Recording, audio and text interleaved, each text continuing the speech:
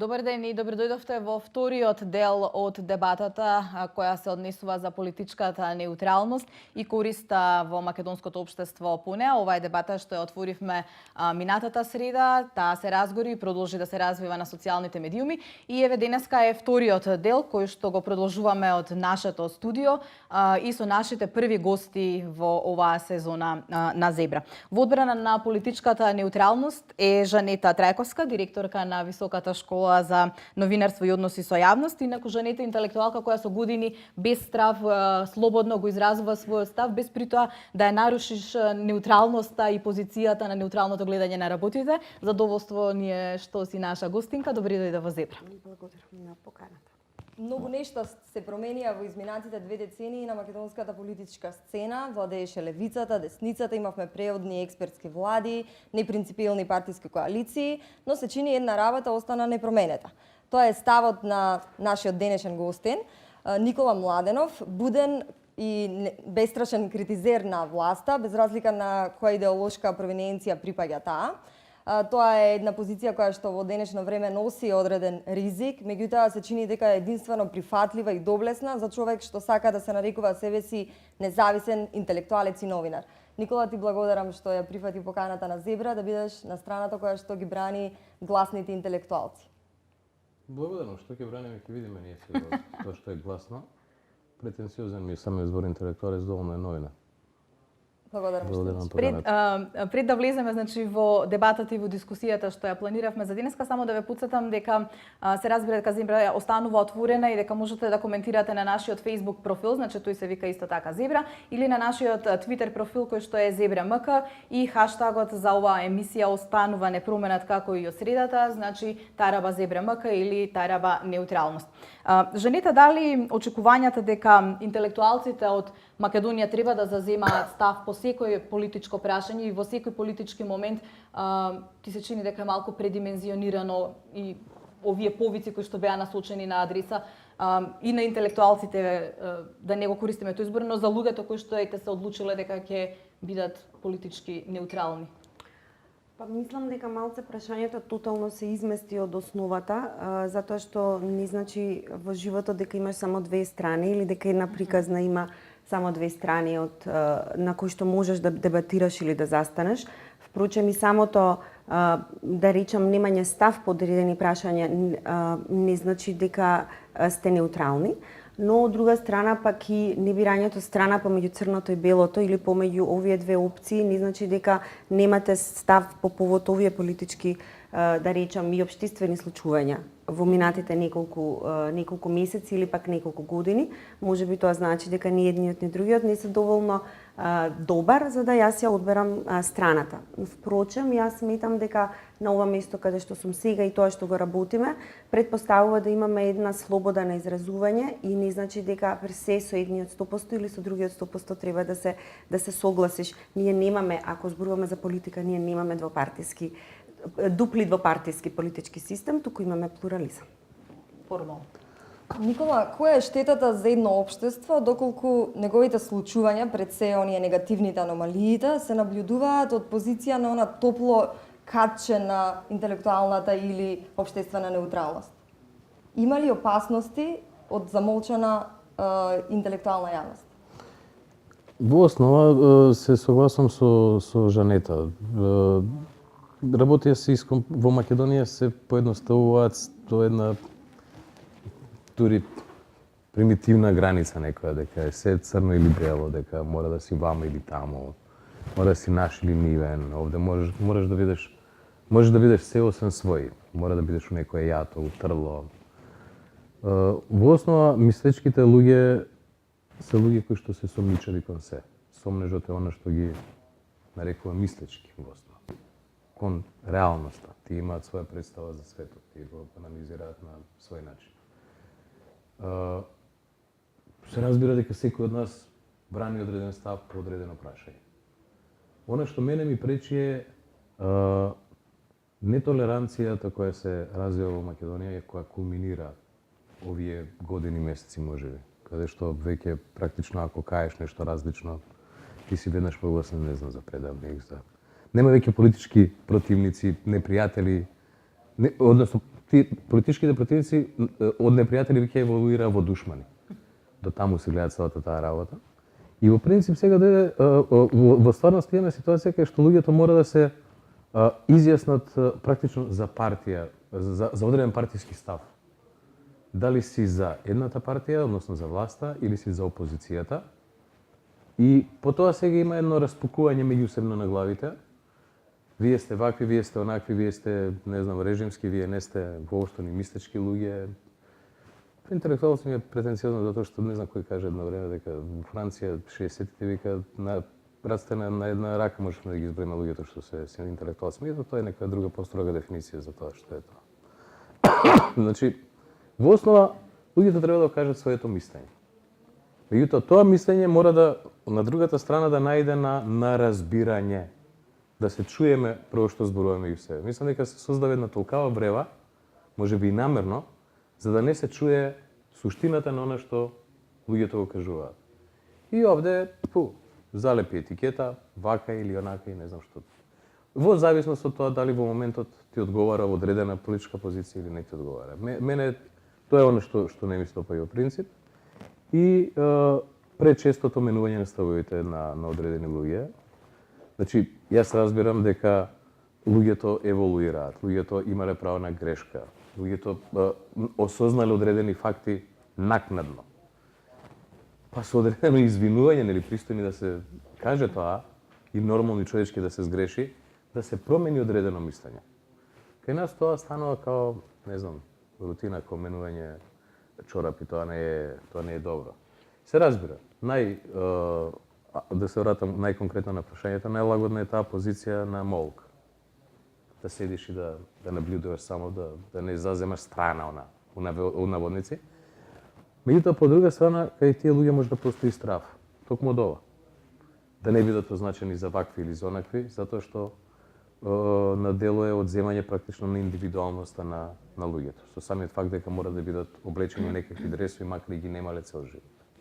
Дали смитате дека притисоците на политичките партии, особено кон оваа група на луѓе кои што се декларираат како политички неутрални, е токму затоа, значи за да се принесат партиските борби во редовите на неутралците. Можеби токму тоа што велите дека се сменети, луѓето ги менуваат ставовите, можеби се обидуваат и политичките партии да создадат под притисок некакви нови opinion makeri, значи креатори на јавното мислење, преку кои што ќе успеат да наметнат некакви партиски ставови.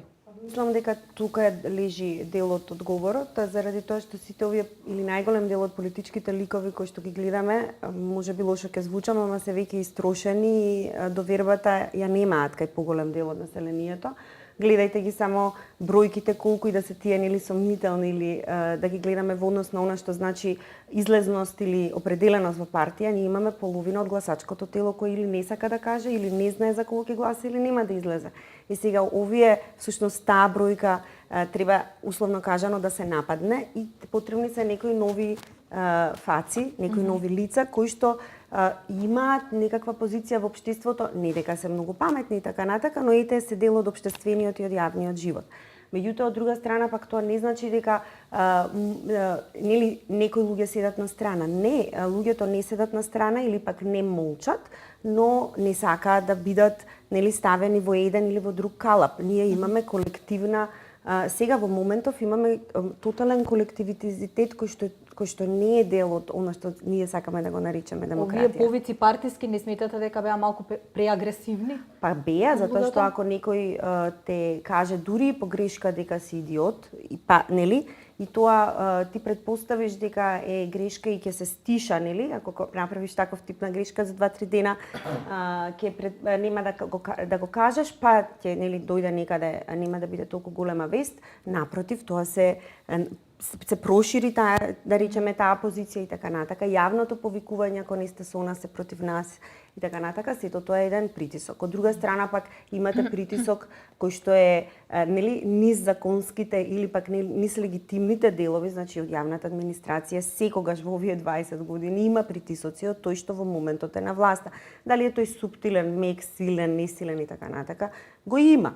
Во Скопје можеби не толку многу, но во малите градови тоа е сериозно страшно, само што ние многу се централизираме и мислиме дека Скопје е центарот на светот. Никој не е отишол подалеку од Чаир или од Радишан или од другата страна до Сарај. Кога ќе поидеме без оглед дали е Струмица или дали е Штип, ќе видиме каков притисок па таму имаат оние луѓе кои што треба да се носечки во нивните мали заедници, нели? Така да нема едноставен одговор во секој случај. Притисокот е тука и е голем и мислам дека Николата убаво го срочи дека ние сите треба да имаме свој собствен став и не треба да се условно кажано плукаме или да се напаѓаме, туку треба да се разбереме. За жал кај нас дебатата и начинот на водење на дебата е тотално уништен, го нема, треба да почнеме од почеток. Не ви ги е премногите. Предпоставна Беличанец дека И па од него нели даде Од таа почна. изјава некако да потегна. Беше прилично изваден од контекста и кон доволно сам се објасни што и како е. Али па и тоа е еден доволен пример како луѓето сакаат да сватат подредени работи. Авторот сакал да каже една работа, тоа ќе се изврти, ќе се испинува и така натаму. Да не Да, но наводиме. потоа се надоградија да речеме ете од таа група на луѓе кои што претпоставува и сака да излезат надвор тоа и е да одберат лавината. страна. Тоа е лавината. Нели? Значи Групката истата која ќе тргне. условно кажано, нели? Од истиот сегмент на луѓе, тие се надоградија на неговата несреќно кажана изјава, а не на нели јас очекував другите да ја злоупотребат, не, напротив, значи други нели од таа страна, од оние кои што се излезени надвор од институциите на власта се надогради. Јас морам да кажам дека ова сега, нели прво имавме предавници, како беше предавници И патриоти, да. пред Секогаш 6-7 има, години, секогаш нели? има. Добро, ма пред 6-7 години тоа беше ставено на врвот на, нели, се беа покажувани. Сега имаме на тие кои што се плашат, страшливци или пак условно кажано идиоти или пак неутрални, тие кои мора да излезат да одберат страна. И тоа воопшто не е добро нити за едните, нити за другите, ма не знам кој ми ги прави комуникацијските стратегии, во секој случај не е многу добро. Дека треба да го викнете, дека не е фер да збориме од Не зборувам ја за него, зборувам генерално како појава. Како Не тенденција, зборувам да. како тенденција, зборувам дека пред 7 години И оваа тоа е владеачка симплифицирано поприлично како се така, во јавност. меѓутоа пред 6-7 години да речем оваа владеачка гарнитура го почна да речем го почна насловувањето кој е предавник, кој е патриот. А не потоа пред 6, тоа пред 4. или пред Од 4, 2008 ајде да практично, кажеме. нели, Да, почна после тоа. НАТО, Да, после да. Букурешт 2. Да. Нели, и тоа некако се стиша и сега одеднаш имаме ново етикетирање помеѓу неутрални слеш мирни страшливци така натака до оние кои што мора да се определат и да најдат страна. Но тоа нема мене или било кој некој друг кој што не сака во моментов да одбере страна, нит ќе ме натера да одберам страна, нит ќе ме испровоцира да излезам и да одберам нечија страна. Напротив, јас ја имам мојата страна и јас точно знам што сакам. Мислам дека е лошо кога се бира страна. Тоа е главниот проблем. Ние на тоа Оти, ако дојдовме имате за две жал. страни, Така е. на Ама двете страни имаш различни теми. Можете Дајте ли да дискутираме- игнорирате во општеството без да одберете Да страна? разговараме за одредена тема конкретно. И Па тогаш ќе видиме Така кој е. што мисли. Да, Кај нас е дали многу може- лошо ако вие во одреден став постигнете согласност. Сте слични со нешто одредена страна, а кај нас тоа најчесто за жал е партија, го мисли, вие одма имате таа етикета. Да. Тоа е најлошата работа.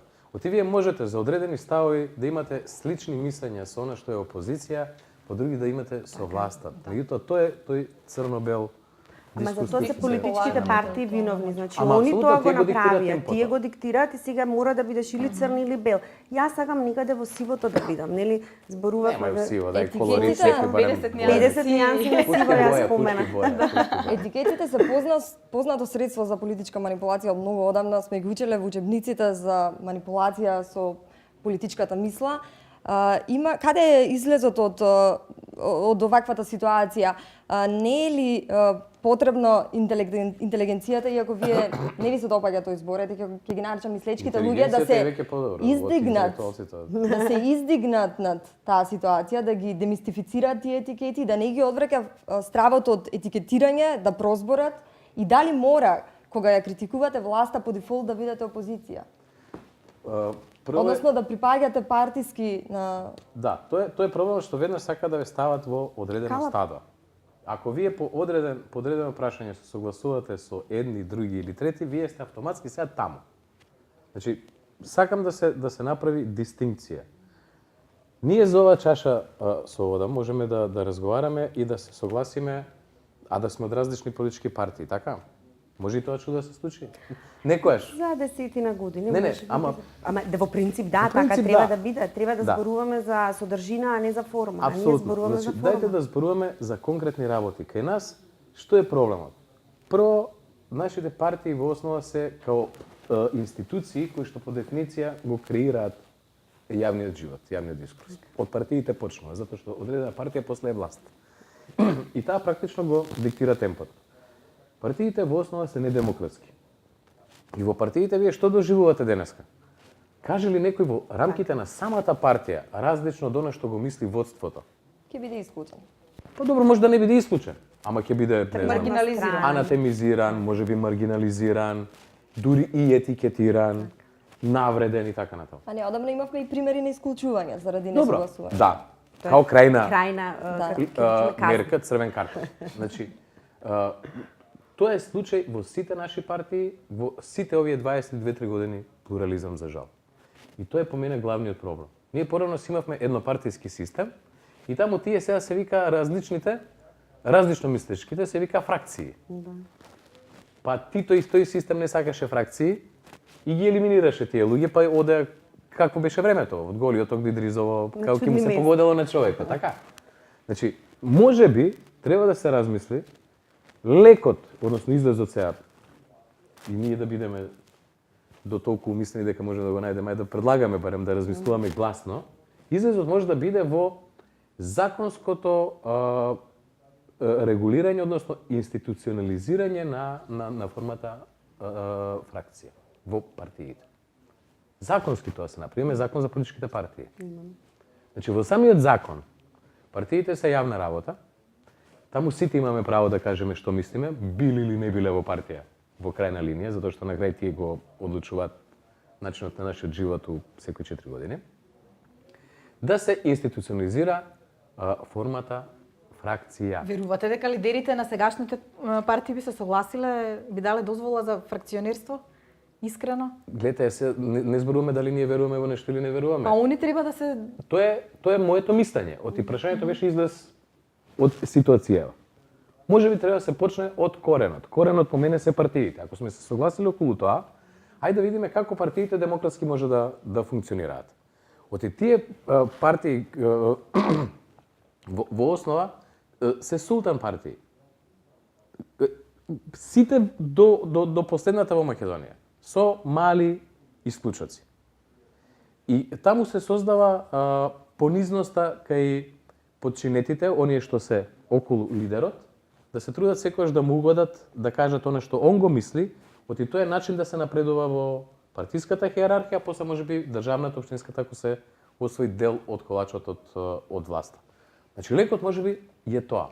Ама што е со Ако оние... во претставителството, извинете, Извинете. или во централниот комитет, како веќе се викаат формите на организационата структура на партијата, има да речеме, не знам, норма, 10% луѓе, кои што сакаат да формираат фракција.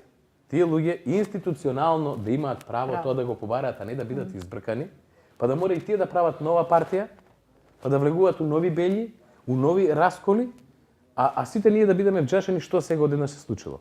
Значи, тие се луѓе, да речеме, на десницата, или на левицата, или на центарот, или политички, како сакате крстете ги, тие се во одредена партија, но имаат различно мислење само во однос на партиското водство. Тие луѓе, ако се 10% да речеме, или 15%, зависи законодавците се поумни, тие ќе смислат колку е доволно, имаат право на фракција. Фракцијата на изборите има право да кандидира во рамките на тој процент луѓе. И се до тоа си тече до бескрај као начин еден да се амортизира меѓусебниот гнев и нетрпеливост. Значи ќе почне да се учи слушањето на другиот во самата партија. Во самата партија вие нема да смеете некој да дисквалификувате затоа што мислел различно од водството. Ќе оставите да се биде човекот во партијата, ќе има фракција, меѓутоа тие луѓе таа навика на комуницирање едно култивирано, фино, нормално и така натаму, претпоставувам дека после ќе ја пренесат и на општеството. Широката јавност. Се додека кај нас функционира се обратно. се додека душманлукот почнал да се развива во самите партии. И нема фракции, туку има кланови, кои што се грижат да бидат што поблиску до на партискиот двор, за да дојдат до одредена функција, да бидат кандидати за пратеник, советник и така натаму и така натаму. Ние ќе го имаме изместен дискурсот и нема да зборуваме за темата, за суштината на проблемите. Тоа е мојот впечаток, ако зборуваме веќе за изразот, чим си земав право да одговорам на прашање што веќе беше поставено, тоа е ваш одговор. Добре, веќе имаме и коментари, јас и ги гледаме ведно интересно, имаше прашање. Си излегол на протестите за Нешковски и Аман, но не и на последните на опозицијата. Неутрален си или не? За сега, за оно што се случуваше за 24. Веројатно се однесува значи, на повикот на опозицијата. Јас одбивам протестира, случајот со Мартин Нешковски, случајот или пак петицијата на Аман и ова сега што се случува да се стават под едно. Значи, мислам дека за Мартин Нешковски сите излеговме. И сите беа дел, дали еднаш, дали два пати, дали три пати, тоа сите нас не помести. Тоа треба да се бара и се уште да се бара. Се не зборувам за политички определените тие што ги имаат власта во моментот, нели? Меѓутоа зборувам како активен и свесен граѓанин. Излегоа 5000 луѓе, Жане, тоа е максимум, а инаку на медиумите тоа знаете како беше квалификувано. Бидејќи бев дел од тие протести, будно го следев, тоа дека група наркомани протестираат и така беа етикетирани. Не беше од сите и не беше од се. Исто така, се се водеше хајка на социјалните медиуми, се бришеа нашите групи, каде што се организиравме, така што не беше тоа толку демократска атмосфера во која се разбуди цела јавност. Напротив, тоа беше тотално недемократски изгледа. Ама не зборувам дали е демократски или не, зборувам дека тие луѓе кои што Кој беше излегоа, поводот? тие излегоа затоа што се свесни граѓани, затоа што живеат овде и сакаат да имаат услови во кои што ќе живеат за нив, за нивните деца и така натака. И тоа не беше политички протест. Тоа беше граѓанско протест. Тоа беше така, сите беа жашени што се случило и сакаа да кажат дека тоа не е во ред. И дека треба да има разрешница. И дека треба да има разрешница. Аман, јас се уште и верувам, цврсто сум убедена, без оглед што и тие се приклучија последнава недела две, и тоа е нивно право. Значи, јас не можам да кажам дека се во против грешка или не се, нели, како го викаат граѓанскиот парламент. Тоа е нивно право на тие кои што иницијатурите на Аман да се приклучат, но јас сметам дека Аман беше и е граѓанска иницијатива. 12.000 луѓе се потпишале таму, па не е тоа малку. Но не смееме тие две работи да ги исплукаме со тоа што ќе им ставиме дека биле дел заедно со ова сега што се случува. Не, тие се граѓански иницијативи и такви треба да имаме што е можно повеќе. Тоа ни е излезот. Да не влегуваме во калапот на ВМРО или во калапот на СДСМ. Кога се загрозени некои и политички во основа ја не гледам, мислиш пред се дека се граѓански не се партиски. Да, во тој смисол, не се партиски, да, точно, извинете. Дури во мојот мозок, дури во мојот мозок политиката е еднакво на партија, нели кога зборувам и јас правам грешки.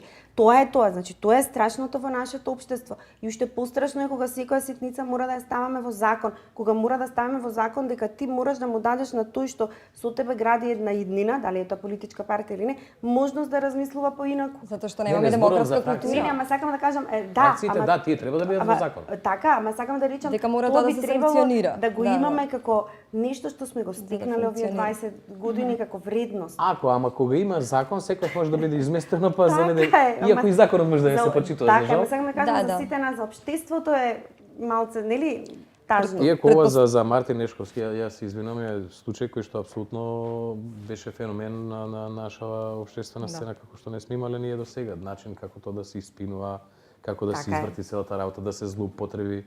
Трагедијата на едно младо момче, да се премине преку тоа, власта да успее 2 дена, 3 да го премолчува тоа. Такви закани на семејството, мислам, тоа беше една но беше будење на граѓанската свест. Има вредности поради кои не сме во врска со кои не смееме да молчиме и да се издигнеме и над партиска и на секаква друга припадност кога се загрозени. По повод случувањата 24 декември, претпоставам ги слушнавте албанските интелектуалци како излегоа на пресконференција и се оградија со индигнација, се оградија од ДУИ и ДПА што присуствувале на донесувањето на тој буџет на тој начин, кажувајќи дека тоа нема никаква врска што се случуваше во собрание ни со демократија, ни со буџет. Македонските интелектуалци не ги видовме така да се произнесат. Дали, прашувам, тие интелектуалци и албанските живееа во иста држава тој 24 декември? Зошто не смогна доблес да го кажат тоа и да го осудат? Ние реално не живееме во иста држава. живееме, ама не живееме. Нас медиумската реалност не е сосема поинаква. Кога гледате и кога наблюдувате медиуми на македонски и на албански, агендите, нели тоа што се како теми и тоа аголот од кој што се обработува една тема е многу различна. Секоја чест на албанските интелектуалци за 24 декември, но каде беа партиите, албанските партии тие неколку дена? Тие стоја на страна и ги немаше. Еве поправиме, дали ги имаше партиите во тие неколку дена и претходно кога се дебатираше за буџетот и така на натака? Руфи Османи, мислам, па таа сега се враќа. Се врати. Сакам да кажам, ама сепак, нели, стоја од дистанција и за буџетот кога се дебатираше плюс минус стоја на страна и позиција и опозиција. Добро, затоа интелигенцијата излезе и ги осуди патем обрајајќи се на македонските медиуми. Значи, они се обратија преку македонските медиуми, нагласувајќи дека имаат ограничен медиумски простор во Македонија, и тоа беше врвен интелектуализам, ако ме прашате мене. Тоа е лекција како треба да се постапува кога се загрозени базичните демократски вредности во една држава. Така е, јас се согласувам, но исто така се ќе го задржам, нели, да речам, ќе задржам позицијата да ставам едно но или да го доиспитам, бидејќи кај нас се, значи до таму сме стигнати дека кај нас се што се прави, нели се бара одредена позадина и така натака. Бидејќи и тоа е многу голема храброст, меѓутоа ние имаме многу тешко кога ние живееме во гета. Ние живееме во заедници кои што за жал етнички не се определени. Кога нешто се случува во сопствената заедница, етничка, имаме многу голем проблем. Јас сакам да кажам дека нас се случи првпат албанските носачи на јавното мислење да излезат по повод ставањето во Радуша на тенкот, како беше на некој командант, како беше. И сега, значи, темата беше дека тоа нешто е грдо и не е многу, нели, не е уметнички. Така, човек кача на тенк со пушка и така натака. И не беа баш многу, и за тоа сакам да им честитам. Зашто тоа е многу ретко го гледаш кога во својот, нели, бидејќи во гета живееме, да не се лажеме, во својата заедница излегуваш и кажуваш нешто, па дури и дека естетски нечини, нели? Сакам да речам, не треба ни интелектуалците да ги делиме по етничка линија.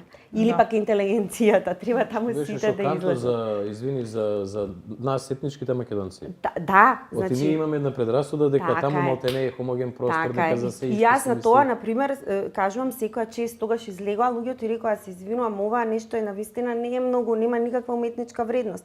Кај нас, нели, ние се уште се занимаваме за тоа дали конјот со е убав, не е убав и така натака. Точно, немаме ние таков дел. Но зошто сме дојдени во ситуација да зборуваме албанските и македонците? Затоа што они така се самоидентификуваа, а токму со таа изјава сметам дека ја премавна разликата на гетата и... Апропо оваа дебата и тука некаде ќе треба и да привршуваме. Никола, дали сметаш дека интелектуалните елити имаат моќ да ги променат одлуките на политичките и на партиските елити? Во нашето општество збор. Добро, кај нас ситуацијата е таква како што е со децени, не е ништо ново, дека политиката е таа што креира све што обликува се буквално. Луѓето кои што сакаат критички да го обсервираат општеството, својот свет, Македонија, настаните овде кои што се, не успеваат баш доколку во одреден даден момент паднат во немилост на актуелна политичка гарнитура, да успеат со својата професија утре да обстанат, да речеме. Доаѓаат до ситуација да изгубат работа, дури екзистенцијата е загрозена. Тука нема толкова публика, да речеме, па онда напише книга и од таа книга да може да живее 3-4 години, па да може слободно да кажува што мисли, што сака и така натаму. Дали ќе се променат работите? Значи прашањето на подобро може да се надеваме. Вака како што одат сега работите, јас не сум некој голем оптимист. Во принцип, кај нас луѓето се приклонуваат на мнозинството. Тоа е еден конформизам. Оваа ситуација сега поприлично подолго трае. Таа создава печаток на непроменливост. И оттаму предпоставувам, опозицијата вложува толков напор да ја ситуацијата жешти максимално, да ја подели работата на да или не, за да може да активира што поголем број луѓе да излезат на улиците, да се спротивстават. Се разбира тука водачи на секој отпор се мислечките луѓе, значи таа интелектуална елита, која што ќе треба да ги обликува, да ги артикулира причините за отпорот. Колку тоа успешно после политичарите ни своите настапи на улиците, на плоштадите ќе успеат да го пренесат и ќе анимираат луѓе, зависи и од двете страни, односно од убедливоста на аргументите кои што ќе бидат пласирани. Дека они имаат моќ да влијаат на политичките елити, може би повеќе кога се тие во опозиција. А кога се на власт, мислам дека тука е тој таа можност многу помала. Луѓето обично кога се на власт сака да се обкружат со луѓе кои што исто мислат со нив, луѓе кои што за секаква работа ќе им одобровалат, ќе им одобрат и така натаму. Така да луѓето што сакаат да мислат слободно апсолутно имаат многу стеснет простори, многу лоши услови за действување во Македонија. Меѓутоа тоа не значи дека тие не треба да се обидуваат. Напротив, ако сакаат да останат тоа што се, они ќе мора да го кажуваат своето мислење, кое што најчесто па е спротивно од она што е општо прифатено од јавното. Значи, тие луѓе обично одат против она што се вика матица, против ветерот, контра стадото. Тие луѓе обично делуваат сами, некојаш се премногу осамени во својата борба, некојаш треба многу долго време додека одредена идеја се свати дека во дадениот момент мнозинството, дури 90% имало да речеме консензус, дека било прифатено, во даден момент да се заклучи спротивното, да се свати. Она се сватила грешката едноставно. Тоа се процеси на зреење на општеството, односно на сите нас како граѓани кои што го сочинуваме тоа општество. И она што го имаме ние во момент, тоа е сликата за нас реална, за која што можеме да анализираме од кои причини е ваква и онаква, ни се допаѓа или не ни се допаѓа. Лично, во принцип, да, сакам луѓе кои што ги бранат своите ставови. Би било добро да имаат можност тоа да го прават. Јас сум само загрижен дека кај нас можноста да се каже слободно своето мислење е се помала и таа ќе станува се помала како ќе се приближуваат изборите. Затоа што партиите ќе го диктираат тоа темпо. Оти тоа е начинот на мобилизирање на членството. Вие членството за да го дигнете од дома да гласа за едната или за другата партија, претпоставувам партиите тоа ќе знаат многу подобро, вие мора да најдете начин како да ги измотивирате. И сега најчесто тоа се случува преку сатанизација на другиот во наша ситуација. Меѓутоа па од друга страна вака кога гледа човек, ајде да бидеме реални, опозицијата колку има па методи на располагање. Колку е слободен просторот за дебатирање. Убаво е што имаме сега простор ние да може да разговараме, да мислиме, да кажеме што мислиме за овие работи. Меѓутоа колку тоа го има на медиумите телевизиски кои што главно го креираат јавното мислење. Дебатата во Македонија е нешто што не виреело баш, ова не е плодна почва за дебатирање. Може би сега ситуацијата е полоша од она што било порано. И тоа е факт. И од тие причини претпоставувам е логично различноста да излезе на улица. Ако не можете во парламентот да кажете слободно што мислите, ако не можете на телевизиите да ги спротиставите ставовите, природно е на крај тоа да заврши на улица. И од плоштадите да се анимира народот, да се мотивира. Со тоа одредени луѓе ќе се согласат, одредени луѓе нема да се согласат. Меѓутоа, правото да се изрази отпор е суверено право на секој граѓанин апсолутно. На крајот ќе одлучат граѓаните во кого поверувале, во чии аргументи поверувале. И така ќе оддаат свој глас и ќе одлучат дали ситуацијата ќе му се менува вака или онака, во овој или во оној правец. Луѓето кои што имаат што да кажат, од една страна постои страв тоа да го кажат, меѓутоа од друга страна па треба да бидеме реални и да кажеме дека и нема многу простор каде да го изразат своето мислење, без оглед на тоа што имаме мноштво медиуми. Оти кај нас главно се води монолог. Па и на социјалните медиуми постои отворена можност.